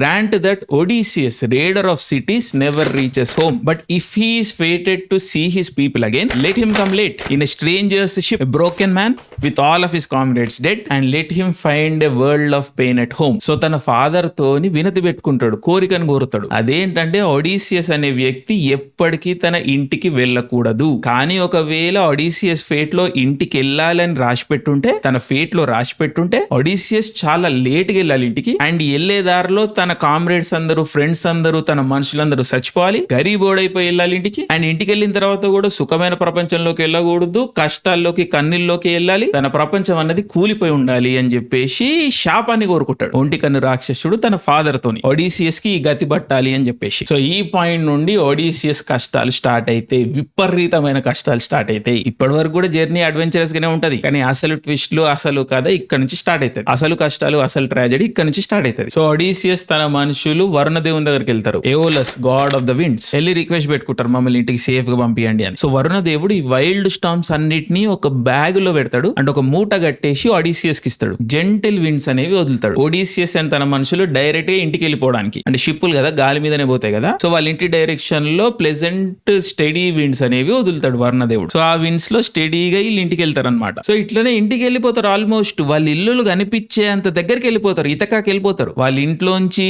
smoke అవన్నీ కనిపిస్తా ఉంటాయి ఈ మనుషులకి. అయితే ఇంటికి వచ్చేసినాం కదా అనుకుంటారు. ఎట్లాగో ఇంటికి వచ్చేసినాం కదా, ఫ్రెష్ గా ఇంటికి వెళ్దామని చెప్పేసి ఒడిసియస్ చిన్న నాపేస్తాడు, దిగేటప్పుడు ఫ్రెష్ ఉండని. బట్ ఈ గ్యాప్ లో ఒడిసియస్ చుట్టుపక్కల మనుషుల బ్రెయిన్ కరప్ట్ అవుతుంది. ఆ బ్యాగ్ లో ఏదో బంగారం ఉంది అన్న ఆలోచన వస్తుంది వాళ్ళకి. సో ఆ బ్యాగ్ ని చింప్ ఓపెన్ చేస్తారు అండ్ నేచురల్లీ స్టార్మ్స్ అనేవి ఇరప్ట్ అయితే, ఈదురుగాలు ఇరప్ట్ అయితే అండ్ వీళ్ళందరూ కొట్టుకపోతారు, రాక్షసుల జాగా కొట్టుకపోతారు. ఈ కొట్టుకపోయి మనుషులను తినే రాక్షసుల మధ్యలో పడిపోతారు. Giant cannibals called Laestrygonians. So వీళ్ళందరూ పెద్ద పెద్ద రాళ్ళేసి ఒడిసియస్ షిప్లని, 12 షిప్పులు ఉంటే 11 షిప్లని సింక్ చేసేస్తారు అండ్ మనుషులందరినీ తినేస్తారు. సో ఫైనల్ గా ఒకటే షిప్ మిగులుతుంది అండ్ అటువడి ఇటువడి తప్పించుకొని ఒక ఐలాండ్ కి వెళ్తారు. ఇక్కడ వాళ్ళకు ఒక విచ్ గాడెస్ సర్సీ అని తగులుతుంది. ఇక్కడ సర్సీ బ్లాక్ మ్యాజిక్ చేసి తన మనుషులందరినీ పందుల్లా మార్చేస్తారు. అంటే మత్తు పదార్థాలు తిండిలో కలిపేసి వీళ్ళందరినీ పందుల్లా మారుస్తుంది. బట్ ఇక ఒడిసియస్ తెలివి వాడి వాళ్ళని వీళ్ళని బ్రతిమలాడుకొని హెర్మిస్ దగ్గర నుండి, హెర్మిస్ ఎవరైతే మెసెంజర్ ఉంటాడు కదా జ్యూస్ కి ఫస్ట్ లో చెప్పినట్టు, తన దగ్గరికి వెళ్ళి ఒక మూలిక తెచ్చుకొని సర్సీని ఫోర్స్ చేసి తన మనుషుల్ని మార్పించుకుంటాడు. బట్ ఈ జర్నీ మొత్తంలో అలిసిపోతాడు ఒడిసియస్. సో అక్కడనే 1 year ఉండిపోయి రికవర్ అవుతా ఉంటాడు. బట్ ఇంటికి వెళ్ళాలంటే ఒడిసియస్ కి ఒకటే మార్గం ఉంది అని చెప్పేసి విచ్ గాడెస్ సర్సీ చెప్తది. అదేంటంటే Odysseus land of the dead కి వెళ్ళి మళ్ళీ రిటర్న్ రావాలి. ఏ విషయం అయితే ఇప్పటి వరకు ఏ బతుకున్న మనిషి చేయలేదో అది ఒడిసియస్ చేసి చూపెట్టాలి. అదేంటంటే Hades land of the dead కి వెళ్ళి మళ్ళీ రిటర్న్ రావాలి. సో ఇంకా నెక్స్ట్ చాప్టర్ లో తప్పేది లేక మన కథానాయకుడు Odysseus edge of the world కి వెళ్తాడు. Dark edge of the world. అక్కడ రక్తంతో ఏదో ఒక మంత్రము పూజ లాంటివి చేసి ఒక ప్రోటోకాల్, ఒక జర్నీ అనేది నడుస్తుంది ఇక్కడ కూడా. అండ్ ఈ దారిలోనే ఒక బ్లైండ్ ప్రాఫిట్ ని కలుస్తాడు టిరేసియస్. అండ్ టిరేసియస్ వార్నింగ్ ఇస్తాడు, ముందు ట్రయల్స్ అవుతున్నాయి ఇదంతా అని చెప్పేసి. బట్ ఒడిసియస్ ఇదే దారిలో తన పాస్ట్ డీమన్స్ అందరిని కలుస్తాడు. గోస్ట్ ఆఫ్ హిస్ పాస్ట్ ని కలుస్తాడు. అంటే తన మదర్ ఎవరైతే ఒడిసియస్ కోసం వెయిట్ చేస్తూ బాధలో చచ్చిపోయిందో తన మదర్ ని చూస్తాడు. అంటే తన మదర్ గోస్ట్ ని చూస్తాడు. అమ్మని చూడగానే కరిగిపోయి కాగులించుకొని పోతాడు. బట్ న్యాచురలీ గోస్ట్ కదా, తగలదు, తట్టదు చేతుల్లో. సో అక్కడ సఫర్ అవుతాడు. అమ్మని చూస్తాడు కానీ హద్దుకోలేని పరిస్థితి, హగ్ చేయలేని పరిస్థితి. సో మస్తు బాధపడతాడు ఒడిసియస్. అమ్మ చచ్చిపోయింది అన్న బాధ, చచ్చిపోయిన అమ్మ కనిపిస్తున్నా ముట్టుకోలేను అన్న బాధ. అదే విధంగా అగమెనాన్ ని కూడా కలుస్తాడు, commander of the Greek forces. ఏవైతే గ్రీక్ ఫోర్సెస్ వెళ్ళి ట్రాయ్ మీద అటాక్ చేసాయో, ఏ ఫోర్సెస్ తోనైతే ఒడిసియస్ కలిసి పోరాడతాడో ఆ ఫోర్సెస్ యొక్క కమాండర్ అగామెనాన్ తను కూడా చచ్చిపోయిండు అని చెప్పేసి ఒడిసియస్ రియలైజ్ అవుతాడు. ఎందుకంటే అగామెనాన్ యుద్ధం గెలిచిన తర్వాత ఇంటికి వెళ్తాడు. బట్ ఇంటికి వెళ్ళిన వెంటనే తన ఓన్ వైఫ్ తనని చంపేస్తుంది, బ్రూటలీ మర్డర్ చేస్తుంది, బ్లూ డ్రమ్ లో ప్యాక్ చేస్తుంది బేసికలీ. సో ఇక్కడ అగామెనాన్ వచ్చేసి, అగామెనాన్ గోస్ట్ వచ్చేసి ఒడిసియస్ కి వార్నింగ్ ఇస్తాడు, ఆడోళ్ళని నమ్మక భయ్యా, పిల్లలని అస్సలే నమ్మొద్దు, ఇంటికి వెళ్ళి ఫస్ట్ నీ భార్యని టెస్ట్ చేయి, ఆ తర్వాత నిన్ను నువ్వు రివీల్ చేసుకో, డైరెక్ట్ గా నేను వచ్చేసా అన్నావు అనుకో దిగుతది పోటు అని చెప్పేసి వార్నింగ్ ఇస్తాడు. అగైన్ ఇదంతా కథలు ఉన్నది, నేను క్రియేట్ చేసింది కాదు. అండ్ అట్లా పోతూ పోతూ అగామెనాన్ తర్వాత మన కథానాయకుడు అకిలీస్ ని కలుస్తాడు. ముందు స్టోరీ కథానాయకుడు ఇలియడ్ లో కథానాయకుడు ఎవరైతే ఉంటారో అకిలీస్, ద గ్రేట్ మైటీ వారియర్, ఆడిసియస్ యొక్క ఫ్రెండ్, తనని కలుస్తాడు. తన గోస్ట్ ని కలుస్తాడు. అకిలీస్ ఎవరైతే లాంగ్ లైఫ్ బదులు ఒక వీరోచిత మరణాన్ని కోరుకుంటాడో, చూస్ చేసుకుంటాడో, నీ సావు వృధాగా లేదు మిత్రమా, నిన్ను చరిత్ర ఎప్పటికీ గుర్తుపెట్టుకుంటది, నీ గ్లోరీని గుర్తుపెట్టుకుంటది అని చెప్పేసి అకిలీస్ కి రీకన్ఫర్మ్ చేస్తాడు, రీఅష్యూర్ చేస్తాడు ఆడిసియస్. బట్ ఇక్కడ అకిలీస్ గోస్ టు ఒక స్టన్నింగ్ రెవల్యూషన్ ఇస్తది. అదేంటంటే ఈ హీరో, ఈ తొక్క, తోటకూర ఇవన్నీ పనికిమాల విషయాలు. మళ్ళీ లైఫ్ లో నాకు ఇంకొక ఛాన్స్ అనేది వస్తే నేను ఒక పువర్ పన్నోడి కింద పని చేయడానికి అన్న ఒప్పుకుంటాను కానీ, living like a dirt poor man on earth అన్న లైఫ్ చూస్ చేసుకుంటాను కానీ, ఈ ఊపిరి లేని సావు నాకొద్దు, ఈ చచ్చిపోయిన వాళ్ళ మీద రాజరికం చేయడం నాకొద్దు అంటాడు. అంటే ఈ భాష అంతా చాలా గ్లోరియస్ ఉంటది, చాలా పవర్ఫుల్ ఉంటది. సో ఒక గరీబోన్ లాగా బతకడం నేను ప్రిఫర్ చేస్తాను కానీ, చచ్చిపోయిన తర్వాత ఇక్కడ వచ్చి ఏదో దేశాలు వెళ్తున్నా, నేను నా పేరు ప్రఖ్యాతలంతా ప్రపంచాన్ని వెళ్తున్నాయి, ఈ ఆలోచన నాకొద్దు, I would choose life over death అని చెప్పేసి అకిలీస్ యొక్క గోస్ట్ చెబుతది ఆడిసియస్ కి. ఇది టర్నింగ్ పాయింట్ అన్నమాట, intellectual turning point of the whole epic. ఏంటంటే ఓల్డ్ గ్లోరియస్ డెత్, సావే ఇంపార్టెంట్, యుద్ధం ఇంపార్టెంట్ అని ఏదైతే ఇలియడ్ చెప్తుందో, దాని నేచురల్ కంక్లూజన్ ఏంటి? యుద్ధాలు ముఖ్యం కాదు, సావు ముఖ్యం కాదు. ఎందుకంటే యుద్ధాలు, సావు తర్వాత పతనమే ఉన్నది. యుద్ధం ఓడిపోయినోడు ఎట్లయినా చచ్చిండు, యుద్ధం గెలిచినోడు కూడా చచ్చిండు. సో ఎవడు ఫైనల్ గా ఏం సాధించింది లేదు. సో యుద్ధం తర్వాత వచ్చే పరిణామాన్ని ప్రజలు అనుభవిస్తున్నారు. సో యుద్ధానికి అగేన్స్ట్ గా మెసేజ్ ఇచ్చే ప్రయత్నమే జరుగుతూ ఉంటది అన్నమాట ఈ కథలో. సో ఆ థాట్ అన్నది ఫైనల్ గా మనకి ఈ పాయింట్ లో ఇంట్రడ్యూస్ అవుతుంది. అప్పటి వరకు అకిలీస్ ని ఏదో పొగుడుతా వస్తది కదా, ఒక్కసారి అకిలీస్ యొక్క ఆత్మ వచ్చేసి ఘోష పెట్టుకునేసరికి, నాకు సావద్దురా బాబు, బతికే ఇంపార్టెంట్ అని చెప్పేసరికి, ఈ గ్లోరీ, ఈ వెల్త్, ఈ చేజింగ్ ఇదంతా పనికిమాల ముచ్చట్లు అని చెప్పేసరికి, బతుకుడే ఇంపార్టెంట్ అని చెప్పేసరికి ఆడిసియస్ కూడా షాక్ అవుతాడు. తన లోపల కూడా ఒక ట్రాన్స్ఫర్మేషన్ అన్నది వస్తుంది. సో కథ ద్వారా ఒక మెసేజ్ ఇస్తున్నారు ప్రజలకి, వారెంత డిస్ట్రక్టివ్ చెప్పే ప్రయత్నం చేస్తున్నారు. లైఫ్ ని చూస్ చేసుకోవాలి over this glorious death bullshit అని చెప్పేసి ప్రజలకు చెప్పే ప్రయత్నం. మీద స్వర్గం ఉన్నది, స్వర్గంలో ఇంతమంది కన్యలు దొరుకుతారు నీకు, ఆ ముచ్చటదంతా అది కాదు కరెక్ట్ అని చెప్పేసి ప్రజలకు చెప్పే ప్రయత్నం అన్నమాట. బతుకుర్రా అని చెప్తున్నాడు. నేను కూడా అది చెప్తున్నా, బతుకుర్రి, కొట్లాడి సస్తా అంటే అంతకన్నా అవల ముచ్చట్లేదు, బతుకుడు ఇంపార్టెంట్. సో అందుకని ఫస్ట్ యుద్ధపు కథ చెప్తారు ఇలియడ్, దాని తర్వాత సర్వైవల్ కథ చెప్తారు ద ఆడిసీ. సో ఇది ఒక పెయిర్ అన్నమాట, ఒక natural flow. So under world కి వెళ్తాడు, ఇంత బాధపడతాడు, తన చచ్చిపోయిన మిత్రులని, మదర్ ని చూస్తాడు. సో ఒక ఇంటెలెక్చువల్ ట్రాన్స్ఫర్మేషన్, ఒక స్పిరిచువల్ ట్రాన్స్ఫర్మేషన్ అనేది జరుగుతుంది మన కథానాయకుడిది. అండ్ క్రమేణా ఆడిసియస్ వేరియస్ ట్రయల్స్ లో నుంచి వెళ్తాడు. సో ఒక్కొక్కటిగా తన దగ్గర ఉన్న సంపదని, వెల్త్ ని, ప్రతి ఒక్క విషయాన్ని తీసేసుకోవడం జరుగుతుంది. ప్రతిదానికి ప్రైజ్ కట్టుకుంటూ వస్తాడు అనమాట. లైఫ్ లాంగ్ చేసిన పనులన్నిటికీ ఒక్కొక్క దగ్గర ప్రైజ్ కట్టుకుంటూ వస్తాడు. అంటే తను ఏదో చాకచక్యంగా తెలివాడి, నేను లైఫ్ నోడగొట్టినా అని ఏదైతే ఈగోలో ఉంటాడు కదా, అరే నువ్వు చేసిందంత పెద్ద గొప్ప పనులేం కాదు, ఇవన్నీ తప్పులు, దానికి నువ్వు ప్రాయశ్చితం కట్టుకోవాలి, దానికి నువ్వు అనుభవించాలి అని చెప్పేసి తన విక్టరీస్ ని, తన అహంకారాన్ని, ప్రతి ఒక్క ఫిజికల్ విషయాన్ని కోల్పోతూ వస్తాడు. సో ఇవన్నీ కూడా అలెగరీస్ అన్నమాట లైఫ్ కి. అదేదో మోసం చేసేసి, వాడిని మోసం చేసి, కరప్షన్ చేసి, వీడిని దొక్కి మనుషులు గెలిచేసిన అనుకుంటారు చాలా మంది. బట్ అల్టిమేట్లీ ప్రతి ఒక్క యాక్షన్ కి కాన్సిక్వెన్స్ ఉంటది అని చెప్పే ప్రయత్నమే ఈ కథ. అండ్ ఎస్, ఇది రియాలిటీలో కూడా వాస్తవమే. చేసే ప్రతి పనికి కాన్సిక్వెన్స్ ఉంటది, ప్రతి పనికి అనుభవిస్తారు మనుషులు. సో ఏదైనా పని చేసే ముందు కొంచెం ఆచి తూచి పని చేయండి. నేను గెలుస్తున్నా కదా, నేను బలవంతుని, నేను ధనవంతుని అని వీర్రవిగా. అల్టిమేట్లీ ఎంత తప్పు చేస్తే అంత పెద్ద దెబ్బ తగులుతుంది. సో జాగ్రత్త ఉండండి. సో ఈ విధంగా తన దగ్గర ఉన్నదన్నీ కోల్పోయి పైకి వస్తాడు ఆడిసియస్. అండ్ ఇక బయటకు వచ్చిన తర్వాత కూడా ఆయన కష్టాలు తీరవు. అండ్ ఫైనల్ గా మళ్ళీ సముద్రం ఎక్కిన తర్వాత సైరెన్స్ ని దాటుకొని పోవాలి. సైరెన్స్ అనేవి విండ్ మాన్స్టర్స్ అన్నమాట. అవి ఏం చేస్తాయంటే పాటలు పాడుతూ ఉంటాయి. ఆ పాటలు ఎంత మంత్రముగ్ధుల్ని చేస్తాయంటే సేలర్స్ ని వాళ్ళ సైడ్ లాగేసుకుంటాయి. అండ్ అట్లా లాగేసుకొని ఆ షిప్స్ ని వెళ్ళి బండలకు కొట్టుకునేలా చేస్తాయి. అక్కడ బండలకు కొట్టుకొని వాడు మురిగి చచ్చిపోతాడు అనమాట సేలర్ అనేటోడు. సో ఒక్కసారి సైరెన్స్ వస్తున్నాయి అని ఆడిసియస్ కి అర్థం కాగానే తన మనుషులందరినీ బీస్ వ్యాక్స్ నింపుకోండి చెవుల్లో అని చెప్తాడు. అంటే తెలివి కల్లోడు కదా, ఆ కన్నింగ్ నేచర్ ఉంది కదా. సో 6 మూవీలో సూర్య లెక్క రన్నింగ్ లో స్కెచ్ చేసేస్తాడు. బట్ మనం ఆడిసియస్ అనేటోడు కన్నింగ్ తో పాటు క్యూరియస్ కూడా. సో మనుషులందరినీ చెవుల్లో వ్యాక్స్ నింపుకోమంటాడు, కానీ తను నింపుకోడు. తనకు ఆ పాట ఎట్టుంటుందో వినాలన్న కుతూహలం. సో ఏం చెప్తాడంటే తన మనుషులకి, నేను పాటింటాను రాబై, కానీ మీరు మాత్రం స్ట్రిక్ట్ గా పాతలోనే పోవాలి, నేను ఏం చెప్పినా కూడా వినొద్దు, నన్ను కట్టిపడేయండి అని చెప్పేసి తన మెన్ కి క్లియర్ ఇన్స్ట్రక్షన్స్ ఇస్తాడు. సో ఏదో విధంగా తప్పించుకుంటారు వీళ్ళు. అంటే ఇవన్నీ కూడా బ్యూటిఫుల్ కథలు,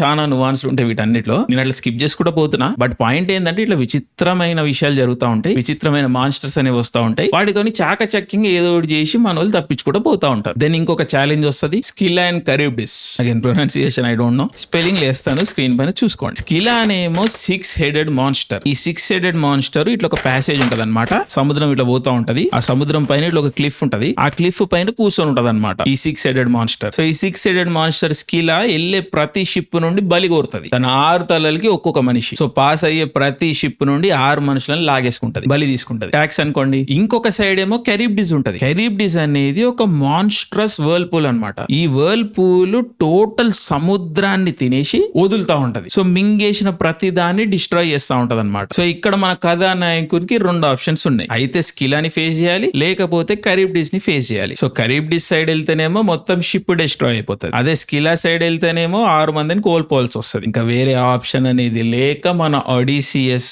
స్కిలా సైడ్ పోతాడు. తన 6 మనుషుల్ని కోల్పోవడం చూస్తాడు. వాళ్ళందరూ కూడా ఒడిసియస్ పేరు అరుస్తా ఉంటారు, మేము పోతున్నాము, మమ్మల్ని లాగేసుకుంటుంది మాన్స్టర్ అని చెప్పేసి. ఈ కష్టాన్ని ఈ బాధను కూడా ఒడిసియస్ చూడాలి, ఆ పాపాన్ని ఆ కర్మాన్ని కూడా కూడగట్టుకోవాలి, కట్టుకుంటాడు. సో ఈ కష్టం తర్వాత మళ్ళీ ఇంకొక ఐలాండ్ కి రీచ్ అవుతారు, ఐలాండ్ ఆఫ్ త్రినేషియా. ఇక్కడ సేక్రెడ్ క్యాటిల్ ఆఫ్ హీలియోస్ ఉంటాయి. హీలియోస్ అంటే the sun god, sacred cattle అంటే ఒక రకమైన గోమాతలు అనుకోండి. సో వీళ్ళు ఈ ఐలాండ్ లో స్టక్ అయిపోయి ఉంటారు, ఎందుకంటే విండ్స్ అనేవి ఆపోజిట్ డైరెక్షన్ లో పోతా ఉంటాయి. సో ఒక నెల ఈ ఐలాండ్ పైన ఉండేసరికి తిండి లేక స్టార్వ్ అవుతా ఉంటారు. చూడ్డానికి ఏమో ఆవులు తిరుగుతా ఉంటాయి, కానీ అవి సేక్రెడ్ ఆవులు, వాటిని టచ్ చేయకూడదు. సో ఒడిసియస్ తన మనుషులకి స్ట్రిక్ట్ రూల్ పెడతాడు, ఆవుల జోలికి పోనీయడు. బట్ యాజ్ ఆల్వేస్ ఒడిసియస్ నిద్రపోయిన తర్వాత తన క్రూ వెళ్ళి ఆవులను చంపేసుకొని తినేస్తాయి. సో సేక్రెడ్ ఆవులను చంపి తిన్నారు కాబట్టి పనిష్మెంట్ అన్నది ఇమ్మీడియట్ గీయడం జరుగుతుంది. ఒక్కసారి వీళ్ళ పడవ స్టార్ట్ కాగానే Zeus the thunder god thunder bolt వదులుతాడు. Every crew member drowns and dies. Sacred ఆవులను తిన్నోళ్ళందరూ చచ్చిపోతారు, గోమాతలను తిన్నోళ్ళందరూ చచ్చిపోతారు. ఒడిసియస్ తినలేదు కాబట్టి ఒడిసియస్ బతుకుతాడు. ఒక చెక్క ముక్క కేలాడుతూ అట్లా పోతా ఉంటాడు. అట్లా మునుగుతూ తేలుతూ కలిప్సో ఐలాండ్ కి కొట్టుకొని వస్తాడు. ఎస్, అదే కలిప్సో ఐలాండ్ మన ఫినిషియన్స్ జాగా. ఎక్కడైతే ఒడిసియస్ కథ చెప్పడం స్టార్ట్ చేస్తాడో అక్కడికి వచ్చి ఆయన ఇప్పుడు. సో ఫస్ట్ పర్సన్ నేరేటివ్ అన్నది ఇక్కడికి వచ్చి ఎండ్ అవుతుంది. ఫస్ట్ పర్సన్ ఫ్లాష్ బ్యాక్ అన్నది ఇక్కడతో ఎండ్ అవుతుంది. ఒడిసియస్ తను చెప్పుకుంటూ వచ్చిన కథ ఇక్కడ ఎండ్ అవుతుంది. సో ఇంకా ఒడిసియస్ ఏదైతే అన్రిలయబుల్ నేరేటర్ కథ ఉంటది కదా, అది ఫైనల్ గా సక్సీడ్ అవుతుంది. ఫినిషియన్స్ ఒడిసియస్ కథను విని కదిలిపోతారు, పాపం ఏడ్చేస్తారు, కన్నీరు మున్నీరు అయిపోతారు. సో వెంటనే ఒక ఫాస్ట్ షిప్ ని తీసుకొని ఒడిసియస్ కి పెద్ద పెద్ద గిఫ్ట్లన్నీ ప్యాక్ చేసి తన ఇంటికి ఇతకాకు పట్టుకపోతారు. అండ్ యాజ్ ఆల్వేస్ ఒడిసియస్ పండుకొని ఉంటాడు. సో తను పడుకున్నప్పుడు తనని ఇతకా షోర్ పైన వదిలేసి ఫినిషియన్స్ మళ్ళీ వాళ్ళ ఇంటికి వాళ్ళు వెళ్ళిపోతారు. So after 20 years Odysseus is finally home, but his war is not over yet. యుద్ధం ఇంకా ఫినిష్ కాలేదు. సో ఒక్కసారి ఒడిసియస్ నిద్రలేవంగానే గ్రే ఐడ్ గాడెస్ అంటారు కదా, ఎథీనా, గాడెస్ ఎథీనా. ఈ గాడెస్ ఎథీనా మొత్తం ల్యాండ్ లో ఒక మసకన్ అమ్మేస్తుంది. ఒడిసియస్ ని ఒక బెగ్గర్ లాగా కనిపించేలా చేస్తుంది. అంటే ఒడిసియస్ సేఫ్టీ కోసం చేస్తుంది పని, ఆల్సో ఒక సైకలాజికల్ టెస్ట్ అన్నమాట మొత్తం కింగ్డమ్ కి. ఎందుకంటే ఒడిసియస్ చచ్చిపోయింది అనుకుని ఇక్కడ మొత్తం కొత్త సెటప్ తయారైంది. సో వాళ్ళందరూ ఏ విధంగా రియాక్ట్ అవుతారు అని చూడడానికి. సో వెళ్ళి తన రాజ్యాన్ని క్లెయిమ్ చేసుకునే ముందు ఒడిసియస్ మొత్తం తన టెరిటరీ అంతా వెళ్ళి చూసుకుంటాడు ఒకసారి డిస్గైజ్ లో, బెగ్గర్ గెటప్ లో. ఎందుకంటే చూసుకుంటాడు ఎవరెవరు తనని మర్చిపోయారు, ఎవరెవరు తనని అబాండన్ చేసిరు, ఎవరెవరు తనని మోసం చేసిరు అని. సో ఒడిసియస్ ఫస్ట్ తన పందుల కాపరి దగ్గరకు పోతాడు, గొర్రెల కాపరి లాగా పందుల కాపరి యుమేయియస్ ఆల్రెడీ దరిద్ర పొజిషన్ లో ఉంటాడు, బట్ జేనియన్ పాటిస్తాడు. ఒడిసియస్ అని గుర్తుపట్టనప్పటికీ కూడా తన ఇంటికి ఒక గెస్ట్ వచ్చిండు బెగ్గర్ అయినప్పటికీ. సో తనకున్న కొద్దిపాటి ఫుడ్ లో కొంచెం తీసి ఆ బెగ్గర్ కి ఇస్తాడు. అండ్ పోయిన తన మాస్టర్ ని గుర్తు చేసుకుంటూ బాధపడతా ఉంటాడు. ఎవడో బెగ్గర్ వచ్చిండు కదా, వానికి ఇంత తిండి పెట్టి వాని కష్టాలు వాని బాధలు చెప్పుకుంటా ఉంటాడు. సో ఈ పందుల కాపరి ఒడిసియస్ ని గుర్తు పెట్టుకున్నాడు, మర్చిపోలే, బాధపడుతున్నాడు తన మాస్టర్ గురించి. అండ్ టెలిమాకస్ ఎవరైతే ఒడిసియస్ కొడుకుంటాడో తను కూడా తనది ఒక ఓన్ జర్నీ ఫినిష్ చేసుకొని వస్తా ఉంటాడు. అండ్ ఈ రిటర్న్ దారిలో వచ్చేటప్పుడు బెగ్గర్ ని చూస్తాడు. ఎథీనా ఏం చేస్తుంది అంటే ఒక ఫ్యూ సెకండ్స్ పాటు ఈ బెగ్గరే ఒడిసియస్ అని చూపిస్తాడు కొడుక్కి. సో ఇంకా ఫాదర్ సన్ ఒకరినొకరు గుర్తుపట్టుకుంటారు, కన్నీరు మున్నీరు అయిపోతారు, ఘోరంగా ఏడుస్తారు, కలుస్తారు. సో ఇక్కడ తండ్రి కొడుకు కలిసి ఒక ఎలాబరేట్ స్కెచ్ చేస్తారు, ప్లాన్ వేస్తారు, ఏ విధంగా ప్యాలెస్ లోకి ఎంటర్ అయిపోయి ఈ శత్రువులందరినీ చంపాలి అని చెప్పి చూస్తారు. So next day Odysseus beggar లాగా తన ఓన్ ప్యాలెస్ కి వెళ్తాడు. అండ్ ఆబ్వియస్లీ అక్కడ అందరు ఎదవలు ఉన్నారు కాబట్టి ఘోరంగా తిడతారు, అవమానిస్తారు ఒడిసియస్ ని. బెగ్గర్ రూపంలో ఉన్న ఒడిసియస్ ని కొడతారు, తంతారు. అండ్ ఒడిసియస్ ఎవరైతే రాజు ఆ రాజ్యానికి, వీళ్ళందరినీ ఒక క్షణంలో చంపేయచ్చు, కానీ రైట్ మూమెంట్ కోసం ఆపుకుంటూ తను ఈ బాధలన్నీ ఈ అవమానాలన్నీ భరిస్తాడు, తీసుకుంటాడు. సో ఇట్లనే ప్యాలెస్ లో తిట్లు పడుకుంటా దెబ్బలు పడుకుంటా తిరుగుతున్నప్పుడు ఒడిసియస్ ఒక జంతువు గుర్తుపడుతుంది. ఎస్, ఓల్డ్ డాగ్, నెగ్లెక్ట్ అయిపోయింది పాపం, అట్లా కుప్పలాగా పడేసి ఉన్నది, ఎవరు తిండి పెడతలేడు, ఒంటి నిండా పురుగులు పట్టిపోయి ఉంది, ఆల్మోస్ట్ చచ్చిపోయే పరిస్థితిలో ఉంది కుక్క పేరు ఆర్గోస్, హంటింగ్ డాగ్. ఒడిసియస్ తన సొంత చేతులతో పెంచిన కుక్క అన్నమాట. 20 ఏళ్ల ముందు వదిలిపెట్టి పోయిండు. కుక్క 20 ఏళ్ళు గుర్తుపెట్టుకుంది మాస్టర్ ని. ఇక్కడ బ్యూటిఫుల్ సీన్ ఉంటది. సో ఏ డాగ్ అయితే 20 ఏళ్ల నుండి తన మాస్టర్ కోసం వెయిట్ చేస్తా వచ్చిందో, ఫైనల్ గా తన మాస్టర్ తన కోసం వచ్చిండు అని చూసి తోక ఊపుతూ కన్నీళ్లు వదిలి చచ్చిపోతుంది, ప్రాణాన్ని వదిలేస్తుంది. ఆర్గోస్ చచ్చిపోయే కుక్క ఆపుకున్న తన ప్రాణాన్ని మాస్టర్ ని చూడాలని చెప్పేసి. సో ఒక్కసారి ఒడిసియస్ ని చూడంగానే చచ్చిపోతుంది, డెత్ ని యాక్సెప్ట్ చేస్తుంది. ఒడిసియస్ కూడా మస్తు బాధపడతాడు ఆ సీన్ లో. సో ఆర్గోస్ అనేది ఒక సింబల్ అన్నమాట. ఇతక తన రాజ్యం, ఒడిసియస్ రాజ్యం ఏదైతే ఉందో అది ఏ విధంగా డీకే అయిపోయింది, మొరాలిటీ కోల్పోయింది, వీక్ అయిపోయింది ఒడిసియస్ అబ్సెన్స్ లో అని చెప్పేదానికి ప్రయత్నం అన్నమాట. ఒక beautiful and powerful and painful allegory Argos the dog. Again ancient literature లో one of the beautiful example ఇది. సో ఇంకా అటువాడి ఇటువాడి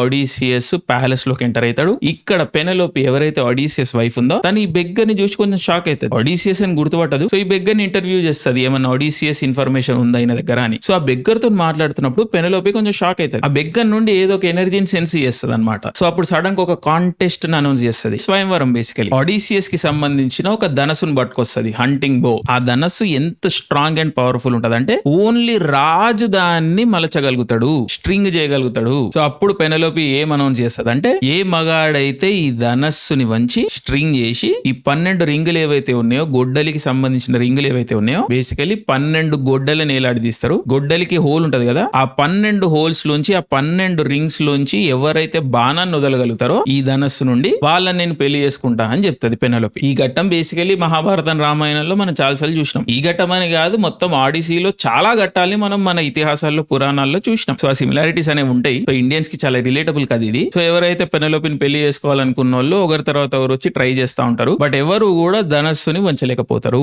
అప్పుడు ఈ బిచ్చగాడు ఎవరైతే ఉన్నారో తను కూడా ఒక ఛాన్స్ కావాలి అని అడుగుతాడు. అండ్ ఆబ్వియస్లీ చుట్టుపక్కల ఉన్న వాళ్ళందరూ ఒడ్రైడు అన్నట్టు చూస్తారు. బట్ ఇక్కడనే పెనెలోపే అండ్ ఒడిసియస్ కొడుకు టెలిమాకస్ ఉంటాడు కదా, తను ఈ బిచ్చగాని కూడా ఛాన్స్ ఇవ్వాలి అని చెప్పేసి ఇన్సిస్ట్ చేస్తాడు. అగైన్ అమ్మ పెళ్లి, బట్ బిచ్చగానికి ఒక ఛాన్స్ ఇవ్వాలి అని చెప్పి ఇన్సిస్ట్ చేస్తాడు. న్యాచురల్లీ ఒడిసియస్ వస్తాడు, బోని తీసుకుంటాడు. సో ధనస్సు చుట్టూ ఇట్లా ఫింగర్స్ తో తడుముతాడు అండ్ ఎఫర్ట్లెస్ గా గ్రేస్ తోని ధనస్సును ఉంచుతాడు, స్ట్రింగ్ కడతాడు. అండ్ ఇదంతా చూసి హాల్ మొత్తం షాక్ అవుతుంది, స్టన్ అవుతుంది, సైలెంట్ అయిపోతుంది. సో నిలబడకుండా కూర్చొని, సో నేల మీద ఉంటాడు కదా అడుక్కునేటోడు, నిలబడే అవసరం కూడా లేకుండా ఒక బ్రాస్ ఆరో తీసుకుంటాడు, ఎక్కువ పెడతాడు, వదులుతాడు. అండ్ ఆరో యాజ్ ఎక్స్పెక్టెడ్ 12 రింగ్స్ లో ఒక్క రింగ్ కూడా తగలకుండా స్ట్రైట్ గా వెళ్ళిపోతుంది. దెన్ ఇట్లా టెలిమాకస్ సైడ్ చూసి నాడి చేస్తాడు. అప్పుడు కొడుకు కత్తి పట్టుకొని ముందుకు వస్తాడు. అండ్ ఇంకా ఒడిసియస్ కూడా నిలబడతాడు, ఆరోలు తీసుకుంటాడు. దన్న ఆరోస్ అన్ని శత్రువుల గుండెల్లో దింపడం స్టార్ట్ చేస్తాడు. సో ప్యాలెస్ డోర్లు మూసేసి ఒడిసియస్ అండ్ తన కొడుకు కలిసి 108 మందిని